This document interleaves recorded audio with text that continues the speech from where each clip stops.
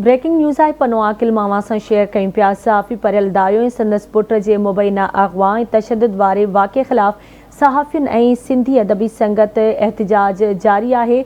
सहाफ़ी परियल दायो ऐं संदसि पुट जे मुबैना अग़वा ऐं तशद्दुद में मुलविस जवाबदारनि जी गिरफ़्तारी लाइ लॻल धरणे में सिंधी अदबी संगत जो secretary general doctor Mushtaq full बि पहुतो आहे।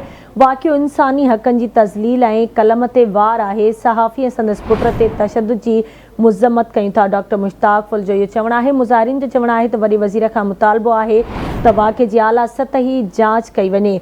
तफ़सील मालूम कंदासीं पने आकिल मां आवाज़ जे रिपोर्टर अयाज़ शेख खां। जी अयाज़, कहिड़ा तफ़सील आहिनि इन हवाले सां आगाह कजो। जी, पनो आकिल में चौथे ॾींहुं बि सहाफ़ियुनि खे मुबैना तौरु खंबे तशद्दुद जो निशानो बणाईंदड़ जवाबदार गिरफ़्तार न थी सघिया आहिनि। पनो आकिल जे शहर में सुञाण धुरियुनि ऐं सहाफ़ियुनि पारां सहाफ़ी परियल दायो ऐं संदसि पुट ते हमले या जवाबदार गिरफ़्तार थियण ख़िलाफ़ परियल दायो जी अॻवानी में जवाबदारनि जी गिरफ़्तारी लाइ पनो आकिल थाणे आॾो चौथे ॾींहुं बि एहतिजाजी मुज़ाहिरो करे धरणो हयो आहे।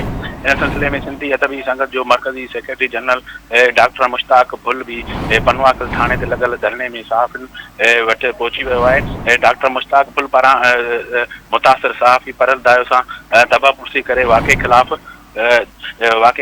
हमदर्दी जो इज़हार कयो ऐं खेनि साथ ॾियण जो वचन कयो। ऐं हेॾो जेका डॉक्टर मुश्ताक फुल पारां सहाफ़ियुनि सां ॻाल्हाईंदे चयो त हीउ वाक़ियो इंसानी हक़नि जी तज़लील ऐं कलम ते वार आहे। हिकु पढ़ियल लिखियल अदीब ऐं सहाफ़ी ते पुट ते तशद्दुद करणु अगवा करण जी सख़्त लफ़्ज़नि में मुज़म्मत कयां थो।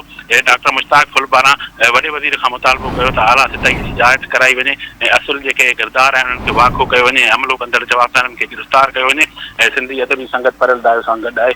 इन खां पोइ जेको आहे डॉक्टर मुश्ताक फुल पारां जेको आहे सहाफ़ियुनि सां जेको आहे हमदर्दी जो इज़हार। महिरबानी अयाज़ अपडेट करण लाइ।